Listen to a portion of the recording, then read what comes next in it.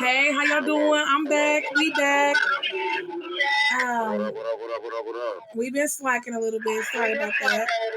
Been working a little bit. Yeah, been putting a lot of work, going back over stuff, going back over stuff. Word. We have come up with some new stuff. It seems like every time you watch a movie and you find something new, every time we go back over the paperwork, we find something new. Paperwork, everything.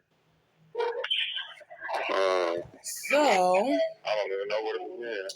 we can start at you want to do some audio? You want to do audio transcripts? Well, first of all, which audio we doing? Because we talking. Okay, let's see. I got both of them, but let's see which one. We got two different lines, two different styles, two different everything, man. Yeah, it We got ain't. the woman line saying I was arrested in the bathroom and there was nobody else near me. Then we got a detective who didn't arrive till 8:30 who says that I was called out of a bathroom from out of a hotel room. So I guess he got X-ray vision or something. I don't know. It don't matter. Whatever one, man. Right. Hold on. Basically, they know the story. You know what I'm saying? A situation happened. And at the end of the day, they trying to place me in possession of a firearm. So the only way that they could place me in possession of a firearm was to place me in the location of where a firearm was found. Now, mind you, I wasn't arrested in the place where a firearm was found. Wasn't nowhere near a firearm when a firearm was found. So how I was charged with possessing that firearm was because officers lied in a probable cause statement, which is an affidavit to issue an arrest and a search warrant, which was saying I was located in the same inside of a bathroom. Right. Which we know is false. According to paperwork, according to video, that didn't happen. So how did you charge me with possession of a firearm hidden inside of a toilet paper in a hotel room that didn't belong to me? That's exactly. The million-dollar question is why they want to charge me so bad with this firearm. Bad enough to steal my DNA out the lab. Bad enough to lie and place me there to secure the arrest warrant. But anyway, so basically what we were talking about earlier is that no search warrant should have issued. So basically it goes like this. You got search incident to arrest, which is basically is the police arrest you in a room or anywhere they arrest you at. They got search incident to arrest, which means that they have probable cause or the grounds to be able to search anything in your immediate control. So this is why they placed me in the bathroom, because a firearm was allegedly found in the bathroom, and if I was in that bathroom, then that would mean that I was in immediate control of a firearm. Break this down in dummy terms, you know what I'm saying? Right, exactly. Long story short is that it took them 16 hours to come up with this bright idea to say that I was arrested in the bathroom in order to get the arrest warrant. So they lied to get an arrest warrant by placing him near an alleged weapon that they found in the back of a toilet tank. During a protected suite, which only entails you to go as far as the room allows you to go, which means that you cannot look in anything that a person cannot fit inside of. Man, I'm 6'2", 260, so I know I'm not fitting in the back of my toilet tank. And my big ass wasn't in no bathroom. Let's just start there. Right. Okay, so babe, I got the first transcript. We're gonna go with the detective. What, you got the written? No, I got the flash drive. I'm gonna let it play. Well, speed past the names and introductions. I don't want to catch a live one. Okay. Yeah, so speed past the name and introduction and all that. So I ain't got to worry about putting that out there right now. Okay. Even though I guess I can because it's mine and it's public information now. So I'm assuming it don't matter, but right. You never know. With these people, I might have another charge. Right. They doing me dirty out here, y'all. Okay.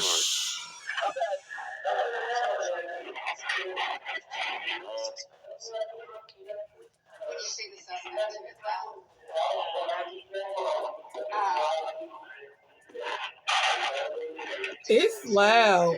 You can't even hear. It's too low. It's too low and y'all too loud. That's these fools' TV's too loud. Now they came with these new tablets. These motherfuckers is busting. Yes. Oh, that shit's too low anyway. Well, just explain to them what's being said. Okay, so basically, so long story short, we have a detective that testified. Sorry, y'all. We have a detective that testified on March 28th, 2024. And like he said before, they stated that he was located and detained in the bathroom. Verbatim. That's what they said. Located and detained in the bathroom. So we get to the bond hearing or whatever, and then Bradley asks her. Let's start with the prosecutor. The prosecutor asked her, what she say, babe? Is this the 28th? Yeah, we talking about the 28th. Oh, all right. Yeah. The prosecutor asked her what, babe? The prosecutor asked the female officer, she said, was the firearm located near the suspect? Was a firearm found near the suspect? The female officer said yes. Like in the top of the toilet, in the top of where the toilet tank is, something like that, verbatim, something weird like that. Yeah. Basically trying to say that yes, there was a firearm located in the back of a toilet tank. Then she said, let's be clear, this is a prosecution, let's be clear. Was there anybody else in the bathroom? And she responded, no, there was nobody else in the bathroom. So now on the cross-examine, I asked her, I say, is there body cam footage showing the bathroom arrest? She says, well, there is footage of the arrest, but I wasn't there. I said, okay, so let me ask you this. So are you saying that I wasn't arrested in the bathroom? She said, I can't answer that. I wasn't there when you was arrested. But you just answered to the prosecution that I was arrested in the bathroom and there was a weapon found near me. But a weapon found near you. I'm just repeating what you said. Yeah. So this was deployed to keep me in jail. So we lie in order to secure placement. Placement, this is about position and possession. That's what we got going on here. Yes. Position and possession. If I'm in a room, if people are called outside of a house or outside of a hotel, wherever they called out of, they come outside, close the door, they get arrested. Take to the car, boom, go on a 24-hour investigation, whatever the case may be. How do you charge me with possessing something that was hidden inside of a bathroom, inside of a room, inside of a closed compartment, inside of a toilet tank when I was not there? So then we can fast forward to what? No, wait. Let's start. Let's not. Okay, yeah, okay. You want to skip to the next one? I mean, what more do I need to say about her lying to keep me in jail? Nothing. They lied to keep you in jail because they have. That's basically, that's all it is that they lied from the very beginning because they knew that me being arrested in the hallway was not sufficient enough probable cause to establish a possession charge. At all. So in order to get the possession, we need him to be good for this. So this is what we're gonna do. Let's say we caught him in the bathroom. If we get him in, if we say that, we can get a judge to sign off on the arrest warrant. We get him in jail. Now, since we got him in jail, we can build our case. This is why prosecution said we pray or we hope that there's more charges to come. This was a year ago. That's how you know the case was weak. A year ago. You know what I'm saying? So mind you, you've done an unlawful search. But anyways, in a probable cause, you lie and say that you located and detained me in the bathroom, which means you entered the room and arrested me inside the room. Right. So now let's go to the next one because this one they'll be able to hear, babe. I said they'll be able to hear this next one. Yeah, well, make sure you fast forward. Yeah, this next one's crazy. This next one is real crazy.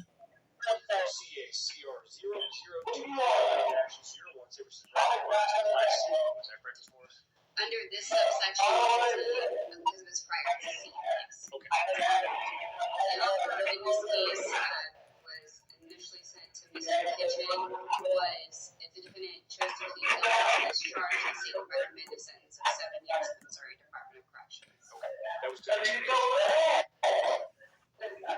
Someone in his hotel room, I believe. Okay.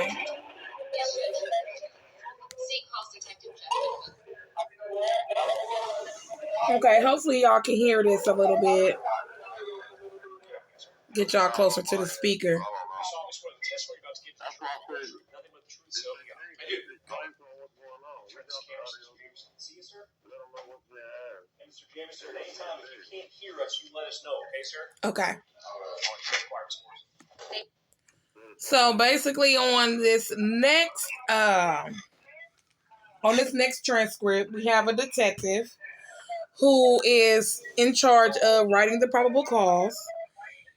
And he states that Mr. Jamerson was arrested in the bathroom, right? That you were arrested in the bathroom.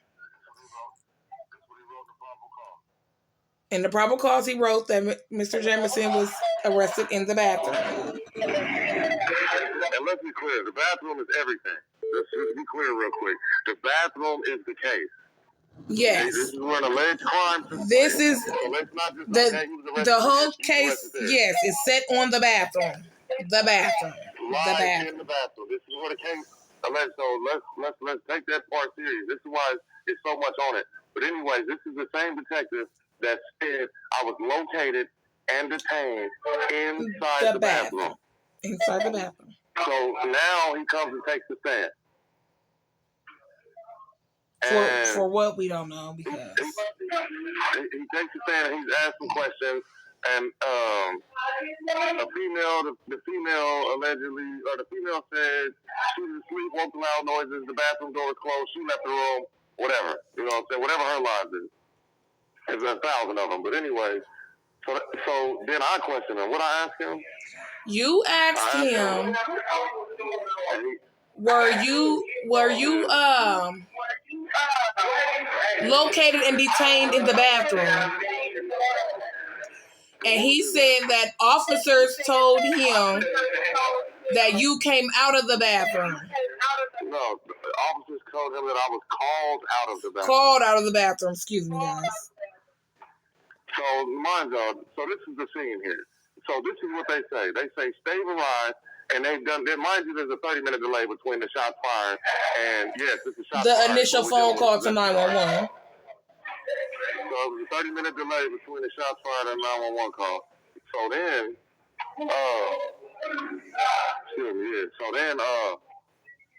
I lost my train of thought because these niggas be loud out here. They're really about to irritate me.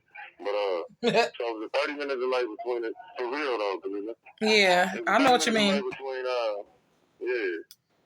30-minute delay between that. So this is what the scene is supposed to look like. The police pull up.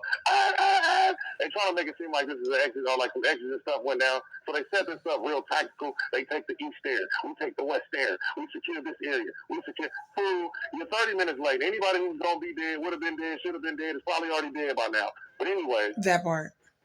They doing all this. They on every action. We got the perimeter. We got, they got the ballistic shield. And they making this shit sound real juicy. Let's just say it like this. And so what they do is they come in, boom, we contact the clerk for the schematic floor plan. We get the schematic. We go over this. Now they making a phone call to the female. They say they've made a phone call. They've reached the female occupant in the room. She answers the phone. Mind you, this happened at 6:55 in the morning. So she answers the phone, but she ain't called the police at all. She answers for the police instead of calling the police. And she's scared for her life, is what the detective is saying. Whatever the case may be. So they set up shop. They got the stairs blocked off. They call her out the room. They call me out of the room. This man said the officers called me out of the bathroom, though. Behind the closed door, they call me out the they call her out the room. I come out the same door she come out of. So if I came out the same door she came out of, then that would mean she came out of the bathroom too. If anytime you come out the front door, you come out the bathroom. Right. And then and then what did they say? But how am I charged with possessing this firearm? No, remember you asked him, could you see through the door? Yeah, I asked him, so you're saying that you could see me come out of the bathroom through a closed door? And what did he say? He said, I wasn't there. And he did not get there There or not, my boy. until 8:30, 8:35. I wouldn't care if he was there or not. Even if he was there, could you see through a closed door me coming out of a bathroom through an open door? That part. So in your probable cause, you stated that he was located and detained in the bathroom. And you have no idea because you were not even there. So why are you here testifying to something that you don't know about? You testifying about hearsay, and on top of hearsay, you testifying about speculation. You're speculating that I was in the bathroom. But you have no proof that I was in the bathroom. What if this bitch was in the bathroom? And she put a gun in the bathroom. Did we ever think about this? Not at all. What if it was somebody else who put a gun in the bathroom? But y'all want me to take the fall so bad for this? Because there's no way. I done told y'all 10 different stories, and my head been in the corner for an hour. At 6:55, this woman said she rolled out of bed. First of all, in the probable cause, she said, I met a man that I didn't know last night. Not me. We're not talking about me. She knows Not me. him. I met Not a man him. that I didn't know last night. I met a man I didn't know last night. He came to my room around 10 o'clock. We smoked and had sexual relations at 12 o'clock. I woke up to the sound of gunfire, and the man was not there. And I put my head in the corner, and I was scared. This is 6:55. She's saying this happened. The police don't arrest me or her allegedly until 7:57, 7:58. So at 6:55, you telling me that I'm sitting in the bathroom, she got her head in the corner, and for 30 minutes we just sitting here. For 30 minutes, we and this is what they saying. The bathroom door is closed. She got her head in the corner. For 30 minutes, she's sitting there. Then guess what? The room phone rang. She got a bright idea to pick up the phone. Hello? Yeah, this is Sergeant Woozy. What's going on? Is there anybody in there? Was this shot fired in your room? Is there anybody in there? There was? I don't know. I'm not for sure. Okay, ma'am, come out with your hands up. But then guess what? When he tried to call the room again for me from the phone that he called her on, he says the phone was out of range. The phone was out of range. He said the phone was out of range. The same phone that you just called her on in the hotel room was out of range. It's out of range now. When it's time for me you just called her from downstairs. Now I got to get the verbal command. So now I get the verbal command. We're giving him verbal commands. We're shouting. I come out the hotel room, hands visible, follow instructions, close the door, face the wall, get placed in cuffs, get patted down. What's up? What we doing here? No gun. I want to talk to my attorney. I don't know nothing about nothing. I'm not saying nothing about nothing. I don't know what's going on. This ain't my shit. So 16 hours go by, 11 o'clock at night. Mind you, they say I'm already booked at this time. I'm on a 24-hour investigation. They wanted me this bad. They lied and said I was booked at the time I was placed in cuffs in a county jail when I haven't even been charged with anything until down near midnight.